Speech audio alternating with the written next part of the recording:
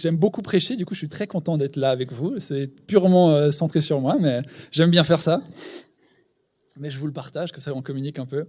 Et la dernière raison pourquoi je suis content d'être là aussi, qui c'est là est la plus spirituelle, c'est ça où c'est beau, c'est que chaque dimanche, je crois qu'il y a une opportunité pour nous de sortir de cette salle en se disant « Je connais mieux celui qui m'a créé ».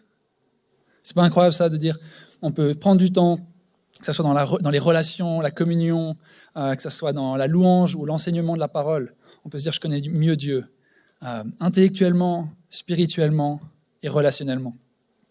Et du coup, c'est pour ça que je suis content aussi d'être là avec vous. J'aime beaucoup les dimanches et j'aime beaucoup être là. Aujourd'hui, on va continuer cette série sur l'Apocalypse. Et il me semble que je suis le dernier orateur qui prêche sur ça. Ou la semaine prochaine, on a un invité. Du coup, je ne sais pas si il prêche sur l'avant-dernier sur l'Apocalypse. Et mon message, c'est un peu l'autre facette du message de Tim d'il y a 2 semaines. Je ne sais pas si vous vous rappelez sur quoi il avait prêché, Tim.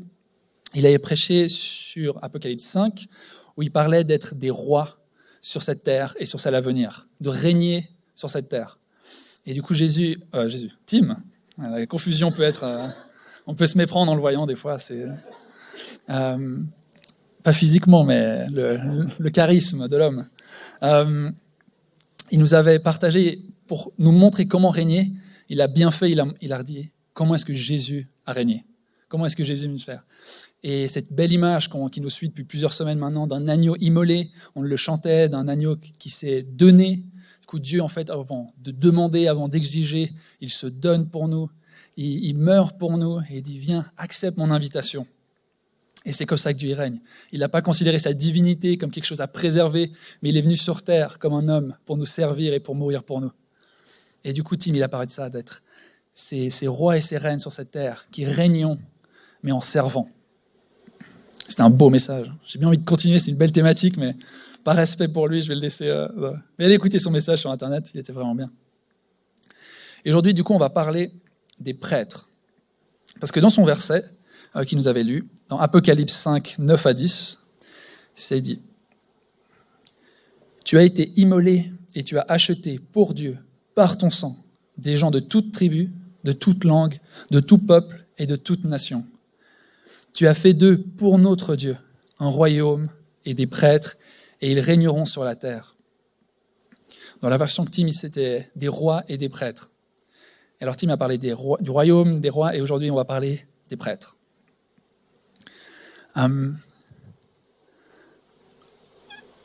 Le message que j'ai pour aujourd'hui, il vient avec une certaine, c'est quoi le mot déjà ? Prétention, j'ai envie de dire. C'est que je crois qu'il y a vraiment quelque chose dans ce message qu'on va lire, où ça peut donner un sens à ta vie. Je crois que ce qu'on va étudier ensemble peut donner un sens à ta vie. Alors, c'est pas moi qui le dis, au haut de mes 25 ans, j'ai eu cette idée ici, je veux partager ma sagesse et je vais transmettre à mon église. Non, mais c'est la Bible qui le dit. Et cette thématique de la prêtrise, on la retrouve dès l'Exode, c'est-à-dire 1500 ans avant Jésus-Christ. On la retrouve dans Ésaïe, 900 ans après du coup Moïse, et on la retrouve dans le Nouveau Testament. Et du coup, on va vite la lire ensemble. Du coup, c'est une sagesse ancienne un peu. J'aime bien la voir comme ça. Alors, en Exode 19, 6, il parle déjà de cette prêtrise. « Quant à vous, vous serez pour moi un royaume de prêtres et une nation sainte. » Dieu, il s'adresse à son peuple, le peuple hébreu dans le désert, et il dit « Vous allez être pour moi des prêtres sur cette terre, vous allez régner. » Et notez bien que c'est au futur ici. C'est-à-dire que Dieu, il a envie d'utiliser son peuple pour être comme des prêtres sur cette terre, pour le représenter parmi les nations. Et 900 ans plus tard, il continue de dire, parce que le peuple, on sait qu'à travers, on lit la Bible, on voit, il n'a pas réussi à devenir ça, n'a pas réussi à devenir ces prêtres pour Dieu. Il y a l'idolâtrie, il pêche. Mais du coup, 900 ans plus tard, Ésaïe revient et dit « Mais vous, on vous appellera des prêtres du Seigneur, et on vous dira officiants de Dieu. » Là, on voit Dieu, il dit « Non, mais c'est ce que j'ai envie de faire de vous. J'ai envie que vous soyez mes prêtres. » Mais on voit dans l'Ancien Testament que, ils ne comprennent pas, ils n'arrivent pas. Et parce que le peuple de Dieu, il se détourne de lui, il commet l'idolâtrie et tout ça, il ne peut pas être le prêtre de Dieu. Et du coup, on arrive en 1 Pierre, qui reprend aussi cette notion. 1 Pierre 2,9. Vous, par contre, vous êtes une lignée choisie. Vous êtes une lignée choisie. Un sacerdoce royal, une nation sainte, un peuple que Dieu s'est acquis, pour que vous annonciez les hauts faits de celui qui vous a appelé des ténèbres à son étonnante lumière. Amen. Étonnante lumière. J'aime trop. Du coup, là, il dit, vous êtes un sacerdoce royal. Sacerdoce, c'est une prêtrise. Vous êtes des prêtres royaux. Là, d'un coup, on sent que le temps, il est changé. C'est plus vous serez, c'est aujourd'hui, ceux qui sont en Jésus-Christ, vous êtes des prêtres. Ok. Quand on voit qu'il y a un sujet comme ça qui traverse toute la Bible, on peut se dire qu'il y a quelque chose derrière. Et c'est ça qu'on va étudier ensemble aujourd'hui ou qu'on va essayer de comprendre ensemble. Il y a quelques semaines, quelques mois maintenant, j'ai fini mon travail de bachelor, ou j'étais dans mon travail de bachelor plutôt. Et étant donné que je me suis pris vachement à l'arrache, c'était très intense, où j'ai dû beaucoup travailler, et c'était difficile, et j'avais besoin de changer un peu d'air, j'avais besoin d'un endroit où je pouvais décompresser, penser à autre chose. Et j'ai eu une idée, du haut de mes 25 ans, je me suis dit c'est peut-être le moment de découvrir un peu la nature. Ça n'a jamais été trop mon truc, j'ai toujours été plutôt de la personne qui regarde la nature et tu dis « Waouh, c'est beau !» Et tu passes à autre chose un peu et tu continues ton chemin. On a eu des chouettes vacances en famille où il y avait tout le monde qui était dehors. Moi, j'étais dans la voiture sur ma PSP, un peu comme ça. Du coup, c'était nouveau pour moi durant mon travail de bachelor d'aller dans la nature et d'observer, de contempler, prendre un temps avec Dieu de communion. Et dans un de ces temps qui était fort pour moi avec lui, je me promenais et j'observais un peu. Et je suis quelqu'un de très curieux, et du coup, je regardais un peu les plantes, je regardais les arbres, je regardais les oiseaux, je les écoutais, je regardais la nature, et tu vois tout cet écosystème un peu qui a l'air de si bien fonctionner ensemble. Tu as l'impression que c'est orchestré, que chaque chose a un but, chaque chose se complète. Et du haut de mes 3 ans de biologie, un peu au gymnase, il y a les abeilles qui viennent butiner les fleurs, ensuite ça crée un fruit, le fruit il tombe, ça nourrit des animaux, puis ça plante une nouvelle plante, puis il y a un peu tout cet écosystème qui se développe comme ça. Et moi je voyais ça, et j'étais à la fois émerveillé, j'étais « Oh, c'est beau, c'est incroyable ». Mais je me suis posé cette question, et moi je sers à quoi dans tout ça ? Parce que tu vois, tous ces êtres vivants, tu as l'impression, moi j'avais cette impression, qu'ils ont tous un but. Ils savent, c'est inné un peu en eux. L'abeille, elle va butiner des fleurs. L'arbre, il va pousser, il va porter des fruits. Les oiseaux, ils vont voler, ou je ne sais pas trop quoi dire, mais je suis assez limité dans ma biologie, vous le voyez bien. Mais ça va se passer. Il y a quelque chose d'inné en eux. Ils vont le faire et ça va se compléter tellement miraculeusement bien. Et moi, je regarde ça et je dis, mais moi, je sers à quoi dans tout ça ? Parce que moi, je suis conscient que je suis le seul être vivant dans cette forêt, il n'y avait pas d'humain du coup, qui est conscient de ce que je dois faire. Genre, je me pose la question. Personne autre se pose la question dans les animaux, dans les végétaux et tout. Mais pourtant, j'ai l'impression d'être le seul qui ne sait pas ce que je dois faire sur cette terre. Tous les autres, ils font, mais ils ne se posent pas la question. Et moi qui me pose la question, je ne sais pas quoi faire. Et du coup, ça m'a travaillé. Et vous pouvez douter que du coup, je me suis moins promené après parce que je devais faire des pauses dans mon travail de bachelor et mes questions les plus existentielles sur le but de ma vie, ça m'aidait pas trop des fois à faire des pauses. Mais c'était vraiment des beaux temps. Voilà. Mais je crois du coup que cette prêtrise, elle vient répondre à cette question. Pourquoi tu es là sur terre ? Pourquoi tu existes ? Et Dieu, il est persévérant. Il l'a dit il y a maintenant 3500 ans, 2500 ans, 2000 ans, et il continue de le dire. Je veux que vous soyez des prêtres pour moi.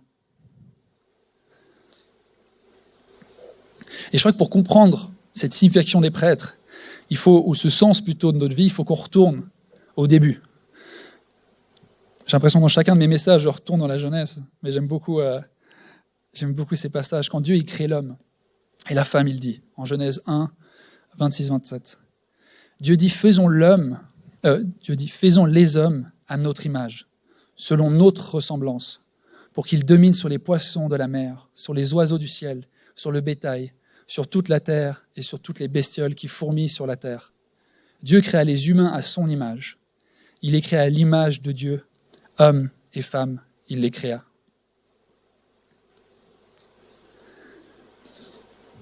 C'est quoi le rôle ? Quand Dieu t'a créé, qu'est-ce qu'il s'est dit ? Il s'est dit une chose, je veux avoir un vis-à-vis sur cette terre. Parmi toutes les autres espèces, j'aimerais en placer une avec qui je serai en vis-à-vis, avec qui je serai en relation. J'aimerais une espèce qui me représente sur cette terre.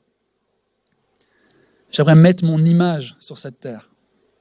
Et je ne sais pas si tu t'es déjà demandé pourquoi, dans la Bible, de manière récurrente, Dieu il dit « Ne faites pas d'idole de moi, ne faites pas des statues de moi, ne faites pas de dessins. » Moi, souvent, la réponse était Dieu il est infini, du coup, comment est-ce qu'on peut le représenter par une image ? Ce ne sera pas assez. Et du coup, Dieu ne veut pas. Et je pense que cette réponse, elle est juste, il y a une part qui est juste là-dedans. Mais une autre réponse, je crois que c'est parce que Dieu il l'a déjà fait en fait. Dieu il a déjà fait une image de lui sur cette terre. Actuellement, il y en a plus de 8 milliards.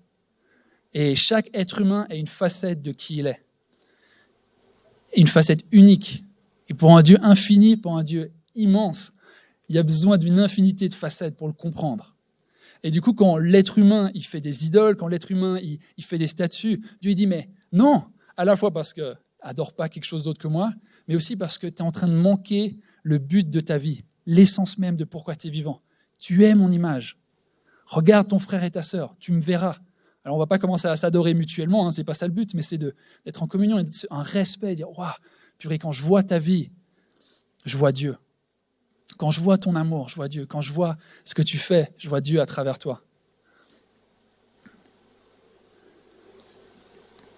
Mais pour un monde qui officiellement proclame, une société en tout cas, qui proclame que Dieu est mort, Dieu n'existe pas, Dieu est mort, on se retrouve dans cette position bizarre où intérieurement, personnellement, je crois que c'est inné à nous, on est appelé à être l'image de Dieu, mais notre orgueil a voulu être Dieu à la place de Dieu, et du coup, en voulant être Dieu, on s'est perdu. On a perdu ce qui nous définissait profondément. Et du coup, moi, tu te retrouves dans la forêt, peut-être pas te retrouver dans la forêt, mais moi, je me suis retrouvé, et je dis, mais je sers à quoi en fait ? C'est quoi mon but ? Et Dieu qui dit, je t'ai appelé à être une image, à mon image, à me représenter. Et pas seulement parmi la nature, mais parmi les uns les autres. Est-ce que quand tu vis, tu es conscient que tu es en train de représenter le Dieu de l'univers ? Tu es en train de représenter le roi des rois, celui qui a tout créé. En créant, il disait, il veut une relation avec toi, mais il veut se révéler à d'autres.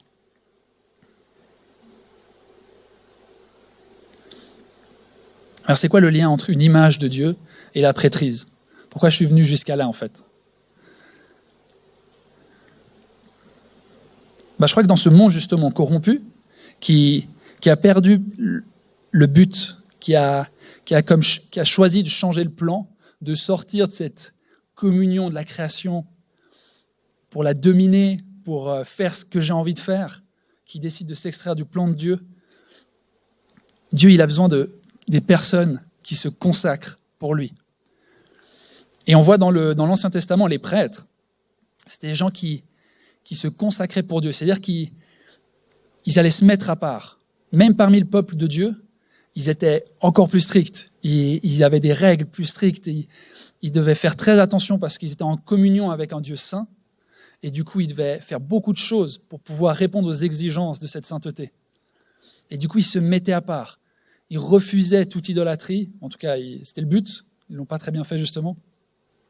Mais c'était des gens qui se mettaient à part et qui refusaient de faire autre chose. Mais un autre rôle qu'ils avaient aussi, les prêtres, elle était double. C'est que quand ils allaient dans le temple devant Dieu, ils représentaient tous les gens qui étaient derrière eux, tout le peuple de Dieu. Ils venaient et ils se tenaient et ils étaient là. En tant que prêtre de ce peuple, je te demande pardon. Et ils entraient dans la présence de Dieu comme ça. Mais du coup, quand ils ressortaient, c'était plus le peuple qui représentait, ils représentaient Dieu pour le peuple. Il allait partager la parole, il allait proclamer des choses, et il représentait Dieu sur cette terre. Enfin, pardon, oui, d'une manière, mais pour le peuple, en tout cas, il représentait Dieu. Et du coup, dans le christianisme, on sait qu'actuellement, il n'y a plus besoin d'un intermédiaire entre nous, simples croyants, et Dieu. D'accord ? Il n'y a plus besoin pour être dans la présence de Dieu, j'ai plus besoin du pasteur, j'ai pas besoin du prêtre, j'ai pas besoin d'un leader spirituel pour avoir accès à Dieu. Parce que Jésus-Christ est venu et il nous a donné accès. Et du coup, n'importe qui peut avoir accès à ce temple, au lieu saint, et tu es dans la présence de Dieu. Mais je crois que nous, en tant que chrétiens, et en tant qu'être humain, on a ce rôle, c'est d'être dans la présence de Dieu, d'entrer dans le lieu saint, d'entrer dans l'intimité avec Jésus, de passer du temps avec lui, d'être dans sa présence, d'être transformé. Et tu sors de ta chambre après ton temps de prière. Tu sors et tout d'un coup, tu représentes Dieu pour tous ceux qui ne le connaissent pas. Tu représentes le roi des rois pour ceux qui ne le connaissent pas. Est-ce que ce n'est pas incroyable ce privilège qu'on a ? Le but de ta vie, c'est de représenter au monde et à tous ceux qui ne le connaissent pas le roi des rois.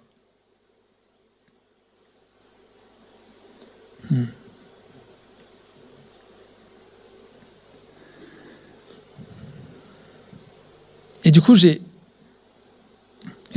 plusieurs questions un peu pour toi maintenant.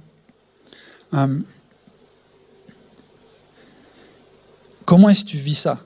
Peut-être tu es chrétien dans la salle. Comment est-ce que tu vis ce rôle ? Est-ce que ça te travaille ? Quand tu lis, c'est clairement le but de Dieu pour nous.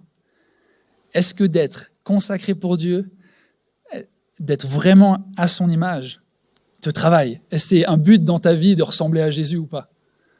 Est-ce que le soir, quand tu te couches dans ton lit, tu es genre là ? Est-ce que j'ai bien fait, Dieu ?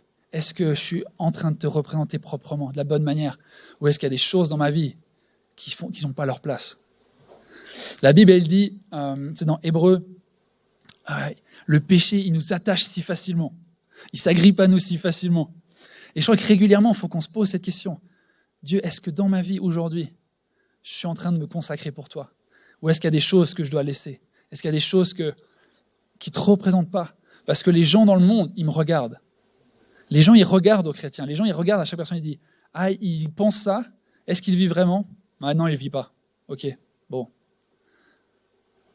Ça décrédibilise le message que tu es en train de porter. C'est pour ça que se consacrer pour Dieu, c'est important. C'est pas dire qu'il faut être parfait, loin de là. C'est est-ce que tu as envie de grandir ? Est-ce que tu as envie d'être transformé ? Est-ce que tu as envie que Dieu te change ? Parce que tu le représentes, que tu le veuilles ou non. Quand tu portes son nom, tu le représentes sur cette terre.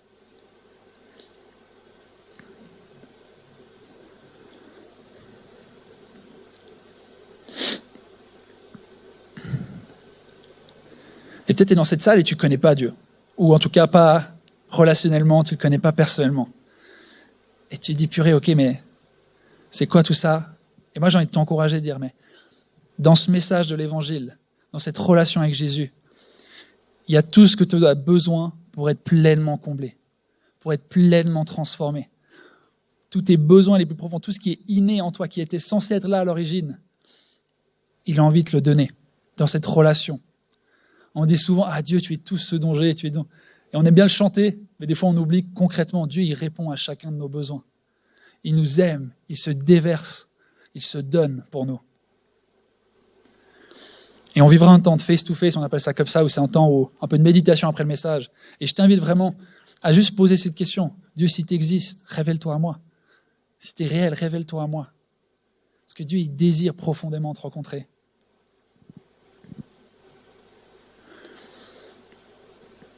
Il y a un point encore que je n'avais pas pu aborder dans le premier message ce matin, mais c'est cette dimension où, en tant que chrétien, on est devant le trône. Et Apocalypse, il parle de quelque chose, il dit que Dieu, il reçoit toutes nos prières. Il y a comme nos prières qui sont dans, je ne sais pas si c'est une cuve ou je ne sais pas comment il l'appelle, un peu un bol un peu. Et il y a toutes nos prières qui sont représentées comme de l'encens. Et Dieu, il les reçoit. Et il reçoit cette prière. Et je crois qu'en tant que prêtre, on a ce rôle de prier pour les gens. D'être entre la réalité du monde qui ne connaissent pas Dieu et Dieu. Et on est là, on se tient et Dieu dit, mais prie. Et il reçoit nos prières. Et d'intercéder. On aime bien ce mot, intercéder. Comment le définir ? Je n'arriverai pas à le définir en fait, mince. J'aurais pas dû l'utiliser. Mais tu viens devant Dieu et tu dis, Seigneur, viens rencontrer ces gens. Je te remets ces gens qui souffrent. Je te remets cette souffrance dans moi. Je te remets ce mal. Viens agir. Et Dieu, il nous donne cet accès. Il nous donne cette possibilité d'avoir ce rôle dans nos vies. Et imagine, quand tu parles, Dieu il reçoit dans la salle du trône tes prières. Et il les entend. Et il n'est pas insensible. Et il veut agir. Cette semaine, j'entendais un témoignage. C'était un jeune homme. Il habitait quelque part. Et c'est un jeune qui habite chez des gens. Et il s'est converti récemment, ce gars.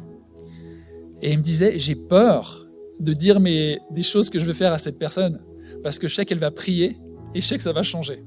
Alors typiquement, l'autre jour, il devait partir en Russie, et il avait annoncé ça à cette personne. Il a dit, je crois pas que tu dois aller là-bas. Je crois qu'il y a quelque chose, c'est pas juste. Et du coup, elle a commencé à prier. Il dit, oh non, j'ai peur, elle va commencer à prier, je vais pas y aller. Et le jour après, il reçoit son message. La Russie est fermée pour cause de Covid le jour où il était censé atterrir. Et il fait purée, mais ça me saoule. À chaque fois, quand elle commence à prier, ça change. Et c'est une histoire un peu drôle, un peu comme ça, pour dire que la prière, il se passe quelque chose.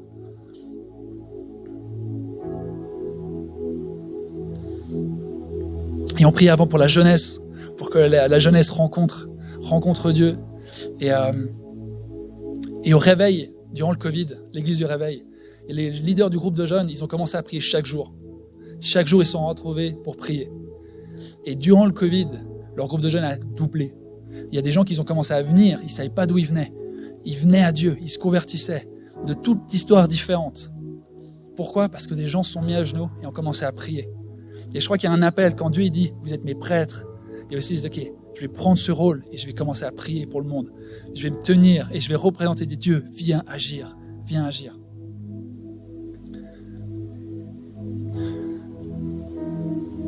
Dans le verset de l'Apocalypse, il y a quelque chose que j'aimais beaucoup qui va dans ce sens-là. C'est qu'il dit « Par ton sang, des gens de toute tribu, de toute langue, de tout peuple, de toute nation. » C'est pas juste pour nous ici, c'est partout dans le monde. Dieu, il a des êtres humains partout dans le monde. Il y en a plus de 8 milliards. Et il désire profondément les rencontrer chacun. Il désire profondément rencontrer chaque être humain. Et en même temps que chaque être humain puisse le révéler aux autres. Du coup, il y a une tâche pour nous là aujourd'hui. Si tu es chrétien, sache que Dieu, il a envie de te rencontrer, mais il a envie de t'utiliser. Il a envie de t'utiliser. Ta vie a un sens. Tu es l'image de Dieu. Et si tu ne le connais pas aussi, Dieu a envie de te donner un sens à ta vie. Il a envie de se révéler à toi, être en communion avec toi. Alors je vais clôturer en priant.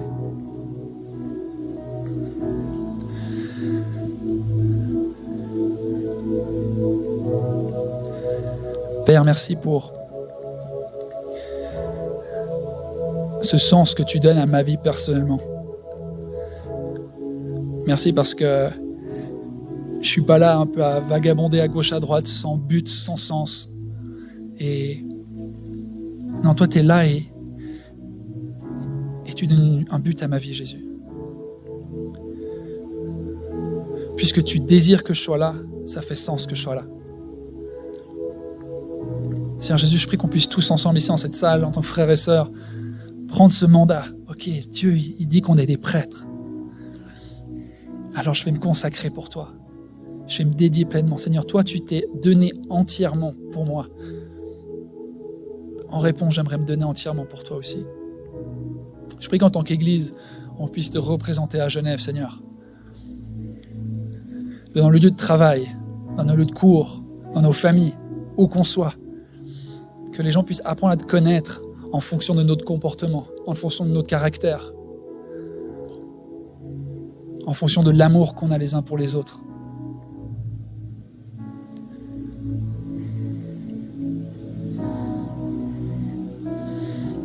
Viens nous rencontrer, Père, en ton puissant nom.